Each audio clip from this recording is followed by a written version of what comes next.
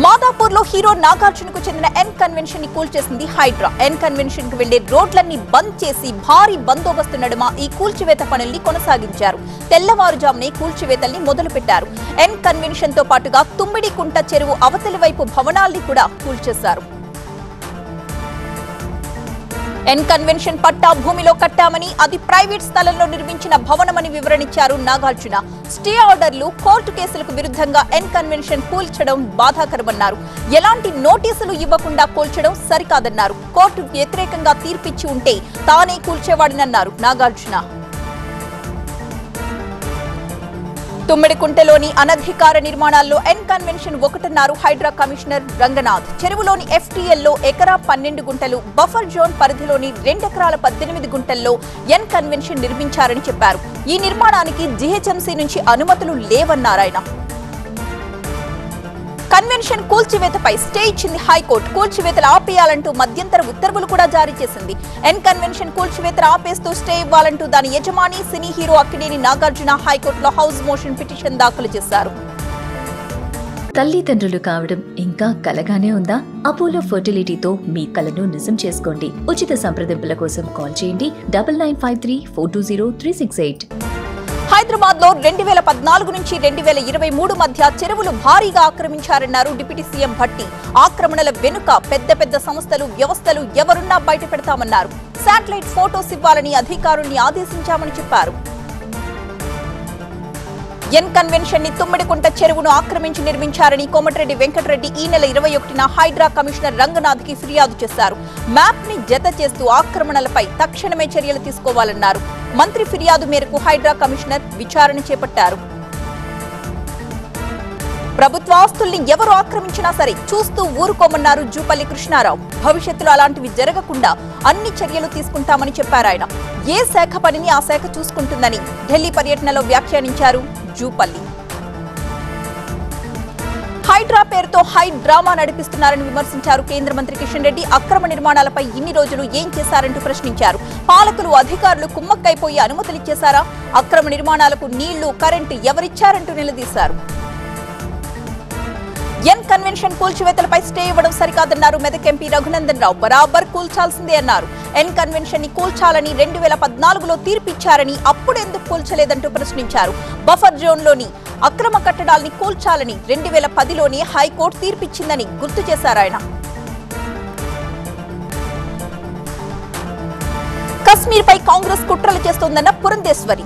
వన మహోత్సవానికి ఏర్పాట్లు, డిసెంబర్లో అమరావతి పనులు, ఇలాంటి టాప్ 9 ఏపీ న్యూస్ ఇప్పుడు చూద్దాం. కశ్మీర్ ని దేశం నుంచి విడదీయాలని కాంగ్రెస్ చూస్తోందన్నారు AP BJP chief Purandeswari. Kolkata ఘటన మమత అసమర్థతకు నిదర్శనమన్నారు. ఆర్టికల్ 370 రద్దు చేసిన ఘనత బీజేపీదన్నారు. 3 సార్లు బీజేపీకి అధికారం ఇచ్చారని, ప్రజల నమ్మకాన్ని నిలబెట్టుకుంటామని అన్నారు. ఈ నెల 30న రాష్ట్ర వ్యాప్తంగా వన మహోత్సవం నిర్వహించబోతున్నట్లు చెప్పారు డిప్యూటీ సీఎం పవన్ కళ్యాణ్. అన్ని సంస్థలు కార్యక్రమంలో పాలు పంచుకోవాలని కోరారు. కేంద్ర నిధుల్ని సద్వినియోగం చేసుకోవడం ద్వారా రాష్ట్రంలో పచ్చదనం పెంపొందించవచ్చన్నారాయన. డిసెంబర్ నుంచి అమరావతి నిర్మాణ పనులు ప్రారంభమవుతాయన్నారు మంత్రి నారాయణ. వచ్చే నెల మొదటి వారంలో ఐఐటీ నిపుణుల నివేదిక వచ్చిన తరువాత కొత్తగా టెండర్లు పిలుస్తామన్నారు. పాత టెండర్లు క్లోజ్ చేస్తామన్నారు. 60,000 కోట్లతో అమరావతి పనులు చేపడతామన్నారు. పరిశ్రమల భద్రతపై అనకాపల్లి సెజ్లోని పరిశ్రమల ప్రతినిధులతో హోంమంత్రి వంగలపూడి అనిత, స్థానిక ఎమ్మెల్యేలు సమీక్షా సమావేశం నిర్వహించారు. ఈ సమావేశంలో అధికారుల తీరుపై ఎమ్మెల్యేలు ఆగ్రహం వ్యక్తం చేశారు. పదే పదే ప్రమాదాలు జరుగుతున్నాయని, అధికారులు నిర్లక్ష్యంగా వ్యవహరిస్తే చర్యలు తప్పవంటూ హెచ్చరించారు. నెల్లూరు సెంట్రల్ జైలు నుంచి విడుదలయ్యారు పిన్నెల్లి రామకృష్ణారెడ్డి. జైలు బయటకు మాజీ మంత్రులు కాకాణి గోవర్ధన్ రెడ్డి, అనిల్ ఆయన్ని పలకరించారు. ఆ వెంటనే పిన్నెల్లి తన వాహనంలో వెళ్లిపోయారు. జైలు దగ్గర పోలీసులు భారీ బందోబస్తు ఏర్పాటు చేశారు. సత్యసాయి జిల్లా ఆగలి పోలీస్ స్టేషన్ లో పనిచేస్తున్న హెడ్ కానిస్టేబుల్ రామాంజనేయుల్ని సస్పెండ్ చేశారు ఎస్పీ. పోలీసులు సీజ్ చేసిన 2-వీలర్ వాహనం స్పేర్ పార్ట్స్ ని హెడ్ కానిస్టేబుల్ తన బైక్ కి మార్చుకుంటూ ఉండగా వీడియో తీశాడు ఆ బైక్ యజమాని. దీనిపై టీవీ9 కథనాలకు స్పందించిన పోలీస్ ఉన్నతాధికారులు కానిస్టేబుల్ ని సస్పెండ్ చేశారు. చిత్తూరు జిల్లాలో వెలుగులు చిమ్మే బాణసంచా ఇంట్లోనే విషాదాన్ని మిగిల్చింది. మారేడుపల్లిలో టపాసుల వ్యాపారం చేసే ఖాదర్ బాషా ఇంట్లో భారీ ప్రమాదం జరిగింది. పేలుడుతో ఇంటి పైకప్పు కుప్పకూలిపోయింది. తీవ్రంగా గాయపడ్డ ఖాదర్ బాషా, ఆయన భార్య షహీనా స్విమ్స్ ఆసుపత్రిలో చికిత్స పొందుతూ మృతి చెందారు. వెంకన్న దర్శనం కోసం వచ్చిన యువకుడి హఠాన్ మరణం అందరినీ కలిచివేసింది. తమిళనాడు తిరుత్తనికి చెందిన నరేష్ కు ఇటీవలే పెళ్లయింది. మొక్కులు చెల్లించుకోవడానికి కుటుంబ సభ్యులతో కలిసి తిరుపతికొచ్చాడు. నడక మార్గంలో బయలుదేరిన నరేష్ కు ఛాతీలో నొప్పొచ్చి అక్కడికక్కడే కుప్పకూలిపోయాడు. చికిత్స పొందుతూ మృతి చెందాడు. గుంటూరు జిల్లా తుళ్లూరు ఎంఆర్ఓ కార్యాలయం దగ్గర ఇసుక బుకింగ్ కోసమని బారులు తీరారు వాహనదారులంతా. ఇక్కడ సరైన సదుపాయాలు లేక బుకింగ్ చేసుకోవడానికి వచ్చిన వారంతా ఇబ్బందులు ఎదుర్కొన్నారు. వరుసలో ముందున్న వారికి టోకెన్లు అందడం లేదంటూ ఆరోపిస్తున్నారు. ప్రధాని మోదీ పర్యటన సక్సెస్. జమ్మూ కశ్మీర్ లో ఎన్నికల సందడి. యూపీలో మరో దారుణ ఘటన. ఇలాంటి టాప్ 9 నేషనల్ న్యూస్ ఇప్పుడు చూద్దాం. ప్రధానమంత్రి నరేంద్ర మోదీ విదేశీ పర్యటన విజయవంతంగా ముగిసింది. ఢిల్లీ ఎయిర్పోర్ట్ కు చేరుకున్నారు ప్రధాని మోదీ. పోలాండ్, యుక్రెయిన్ లో 3 రోజుల పాటు పర్యటించారు. యుక్రెయిన్ రష్యా యుద్ధం ముగిసేందుకు పలు సూచనలు కూడా చేశారు ప్రధాని మోదీ. భద్రతా మండలిలో భారత్ కు శాశ్వత సభ్యత్వం కోసం మద్దతు ప్రకటించింది యుక్రెయిన్. ప్రధాని మోదీ అధ్యక్షుడు జెలెన్స్కీతో భేటీ అయ్యారు. ఇరువురు నేతలు వ్యూహాత్మక భాగస్వామ్య సంబంధాన్ని బలోపేతం చేసుకోవాలని నిర్ణయించారు. రక్షణ, వాణిజ్యం, ఫార్మాస్యూటికల్స్, గ్రీన్ ఎనర్జీ రంగాల్లో ఒప్పందాలు జరిగాయి. జమ్మూ కశ్మీర్ లో ఎన్నికల హంగామా నెలకొంది. పీడీఎఫ్ చీఫ్ మెహబూబా ముఫ్తీ ఎన్నికల మేనిఫెస్టోని రిలీజ్ చేశారు. ప్రజల ఎజెండాని తమ పార్టీ ఎజెండా అన్నారు ముఫ్తీ. జమ్మూ కశ్మీర్ సమస్యకు శాశ్వత పరిష్కారం దొరకాలంటూ ఆకాంక్షించారు ఆయన. నేషనల్ కాన్ఫరెన్స్, కాంగ్రెస్ ఈ సమస్యపై కనుక దృష్టి పెడితే వారి వెంట నడవడానికి సిద్ధమని ప్రకటించారు ముఫ్తీ. నేపాల్ బస్సు ప్రమాదంలో 27 మంది మహారాష్ట్ర వాసులు చనిపోయారు. 14 మంది గాయపడ్డారు. ప్రమాద సమయంలో బస్సులో 41 మంది ఉన్నారు. వీరంతా జల్గావ్ జిల్లా నుంచి నేపాల్ పర్యటనకు వచ్చారు. మృతదేహాల్ని ప్రత్యేక విమానంలో తీసుకొచ్చే ప్రయత్నం చేస్తున్నారు. ఇటీవల అమెరికా నుంచి వచ్చిన ఒక ఎన్ఆర్ఐపై దుండగులు కాల్పులు జరిపారు. కాల్పులకు ఆస్తి తగాదాలే కారణంగా తెలుస్తోంది. పంజాబ్ డబుర్జీ గ్రామంలో జరిగింది ఈ ఘటన. కాల్పులకు సంబంధించిన దృశ్యాలు సీసీటీవీలో రికార్డ్ అయ్యాయి. యూపీలో మరో దారుణం. 7 ఏళ్ల చిన్నారిపై ట్యూషన్ టీచర్ లైంగిక వేధింపులకు పాల్పడ్డాడు. పోక్సో యాక్ట్ కింద నిందితుడిపై కేసు నమోదు చేసుకున్నారు పోలీసులు. నిందితుడు సైద్ వాసిక్ అలీని అదుపులోకి తీసుకున్నారు. మధ్యప్రదేశ్ లో కుండపోత వర్షాలు కురుస్తున్నాయి. ఉజ్జయినిలో భారీ వర్షాలతో జనజీవనం స్తంభించిపోయింది. పలు కాలనీలు నీట మునిగిపోయాయి. ఆలయాల్లోకి వరద ప్రవేశించడంతో అధికారులు హై అలర్ట్ ప్రకటించారు. రామ్ ఘాట్ అయితే పూర్తిగా నీట మునిగింది. భక్తులకు దర్శనాల్ని కూడా నిలిపివేశారు. గుజరాత్ లో అతి భారీ వర్షాలు కురుస్తున్నాయి. అహ్మదాబాద్ లో కుండపోత వర్షం కురుస్తోంది. లోతట్టు ప్రాంతాలన్నీ జలమయమయ్యాయి. జనజీవనం స్తంభించింది. ఇళ్లలోకి నీరు చేరడంతో ప్రజలంతా ఇబ్బందులు పడుతున్నారు. పాఠశాలలకు సెలవులు ప్రకటించారు. గుజరాత్ కు అలర్ట్ జారీ చేసింది ఐఎండీ. తమిళనాడు వరదమానది డ్యాం పూర్తిగా నిండింది. ప్రాజెక్టు గేట్లెత్తడంతో అద్భుతమైన జలదృశ్యం కనువిందు చేస్తోంది. భారీ వర్షాలతో పలనై జిల్లాల్లో హై అలర్ట్ ప్రకటించారు. లోతట్టు ప్రాంతాల ప్రజలు అప్రమత్తంగా ఉండాలని సూచించారు. జిల్లాలోని చాలా డ్యాంలు పూర్తిగా నిండిపోయాయి. ఆ ప్రాంత రైతులంతా ఆనందం వ్యక్తం చేశారు. తెలంగాణ మహిళా కమిషనర్ ఆఫీస్ ఎదుట హైటెన్షన్. టీపీసీసీ చీఫ్ ఎవరు అన్నదానిపై వీడని ఉత్కంఠ. శ్రీశైలానికి మళ్లీ వరద. ఇలాంటి టాప్ 9 తెలుగు రాష్ట్రాల వార్తల్ని ఇప్పుడు చూద్దాం. హైదరాబాద్ మహిళా కమిషన్ కార్యాలయం ఎదుట ఉద్రిక్త వాతావరణం తలెత్తింది. మహిళల ప్రయాణంపై అనుచిత వ్యాఖ్యలు చేశారని వచ్చిన నోటీసులపై విచారణ కోసం హాజరయ్యారు బీఆర్ఎస్ వర్కింగ్ ప్రెసిడెంట్ కేటీఆర్. ఈ క్రమంలో కాంగ్రెస్, బీఆర్ఎస్ మహిళా కార్యకర్తల మధ్య తోపులాట జరిగింది. వారిని పోలీసులు అడ్డుకున్నారు. మహిళా కాంగ్రెస్ కార్యకర్తల తీరును ఖండించారు కేటీఆర్. తాను వ్యవస్థల్ని గౌరవించి వివరణిచ్చేందుకు వస్తే మా కార్యకర్తలపై కాంగ్రెస్ మహిళా నేతలు దాడులు చేశారంటూ ఆరోపించారు. చిన్న చిన్న వస్తువులతో తమ కార్పొరేటర్లపై దాడి చేశారన్నారు. రాజకీయాల్లో ఈ విధంగా ప్రవర్తించడం మంచి పద్ధతి కానే కాదన్నారు కేటీఆర్. టీపీసీసీ చీఫ్ ఎవరు అన్న దానిపై ఇంకా సస్పెన్స్ కొనసాగుతూనే ఉంది. ఇప్పటికే ఢిల్లీ పెద్దలతో సీఎం రేవంత్ బృందం చర్చలు జరిపింది. అందరూ మహేష్ కుమార్ గౌడ్ ని ఓకే చేసినట్లుగా తెలుస్తోంది. కానీ ఇప్పటి వరకు అధిష్టానం నుంచి ఎటువంటి క్లారిటీ రాలేదు.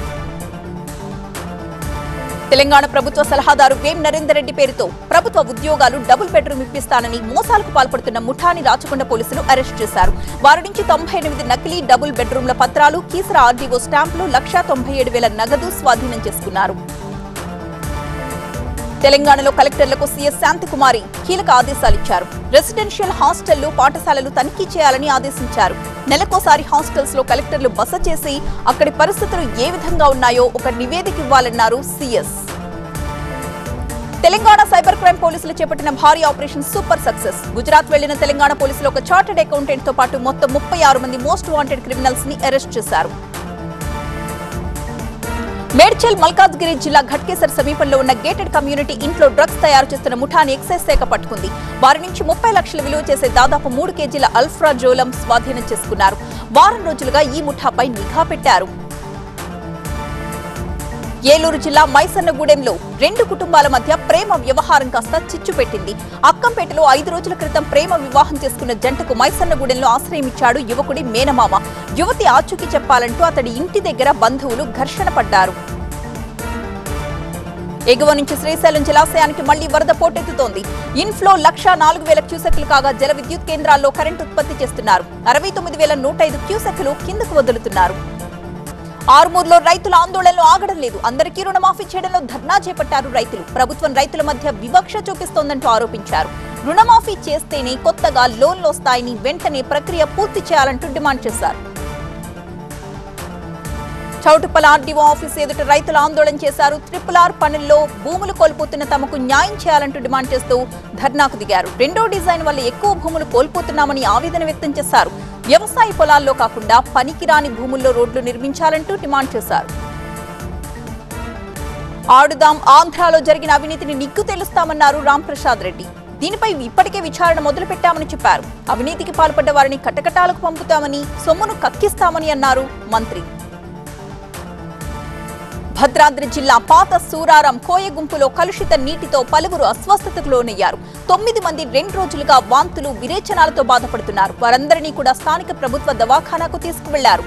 వీరిలో ఒకరి పరిస్థితి విషమంగా ఉంది. టెలిగ్రామ్ యాప్ లో ఒక లింక్ ని క్లిక్ చేసి మోసపోయాడు నిరుద్యోగ యువకుడు. ఖమ్మం జిల్లా గణేష్ పాడుకు చెందిన వ్యక్తి ఉద్యోగం కోసమై ఆన్లైన్ ద్వారా 2 లక్షలు చెల్లించాడు. అమౌంట్ ట్రాన్స్ఫర్ అయిన నాటి నుంచి ఎలాంటి సమాధానం లేకపోవడంతో తాను మోసపోయానని గ్రహించి సైబర్ క్రైమ్ పోలీసులకు ఫిర్యాదు చేశాడు. ఏలూరు జిల్లా నూజివీడు IIITలో ఏరో డైనమిక్ క్లబ్ జాతీయ అంతరిక్ష దినోత్సవాన్ని విద్యార్థులు ఘనంగా జరుపుకున్నారు. చంద్రుడి ఉపరితలంపై పరిస్థితులను వివరిస్తూ ఒక ప్రదర్శన నిర్వహించారు. ఇస్రో చిత్రాలను ప్రదర్శించారు. సిద్దిపేట జిల్లా చిట్టాపూర్ ప్రభుత్వ ప్రైమరీ స్కూల్లో టీచర్ బదిలీ వివాదానికి దారితీసింది. నెల క్రితమే వచ్చిన టీచర్ భాగ్యశ్రీని ఉన్నట్టుండి అధికారులు బదిలీ చేశారు. దీంతో విద్యార్థులు మెదక్, రామాయంపేట రోడ్డుపై బైఠాయించారు. బదిలీ వద్దంటూ నినాదాలు చేశారు. వనపర్తి జిల్లా కొత్తకోట, పెబ్బేరు మండలాల్లో ధాన్యానికి తగ్గ బియ్యం ఇవ్వని రైస్ మిల్లర్ల ఆస్తులు జప్తు చేయాలని జాయింట్ కలెక్టర్ ఆదేశించారు. జేసీ ఆర్డర్స్ తో డిఫాల్టర్ గా మారిన Venkateswara traders, Shivasai industries rice మిల్లుల ఆస్తుల్ని జప్తు చేశారు ఎంఆర్ఓ. విష జ్వరాలు విజృంభిస్తున్నాయి. కామారెడ్డి సర్కార్ దవాఖానాకు రోగుల తాకిడి పెరిగిపోయింది. నిత్యం జ్వర బాధితులు ఆసుపత్రికి భారీగా తరలివస్తున్నారు. పల్లె, పట్టణ ప్రాంతాల్లో డెంగ్యూ, మలేరియా జ్వరాలతో జనం వణికిపోతున్నారు. మహారాష్ట్రలో నిరసన గళాలు. బుల్డోజర్ న్యాయాన్ని సమర్థించబోమన్న ప్రియాంక. పూణేలో కూలిపోయిన హెలికాప్టర్. ఇలాంటి టాప్ 9 మెట్రో న్యూస్ ఇప్పుడు చూద్దాం. మహారాష్ట్ర పూణేలో ప్రైవేట్ సంస్థ హెలికాప్టర్ కుప్పకూలిపోయింది. వాతావరణం అనుకూలించక పౌడి గ్రామంలోని పొలాల్లో పడిపోయింది. హెలికాప్టర్ ని ల్యాండ్ చేయడానికి పైలట్ ప్రయత్నించినప్పుడే ఈ ప్రమాదం జరిగింది. హెలికాప్టర్ చెట్టును ఢీకొట్టుకుని పొలాల్లోకి కుప్పకూలిపోయింది. పైలట్ తో సహా 4గురికి తీవ్ర గాయాలయ్యాయి. మహారాష్ట్రలోని బద్లాపూర్లో అత్యాచార ఘటనపై నిరసనలు మార్మోగుతున్నాయి. విపక్ష మహావికాస్ అఘాడీ రాష్ట్ర వ్యాప్తంగా ఆందోళనలు చేపట్టింది.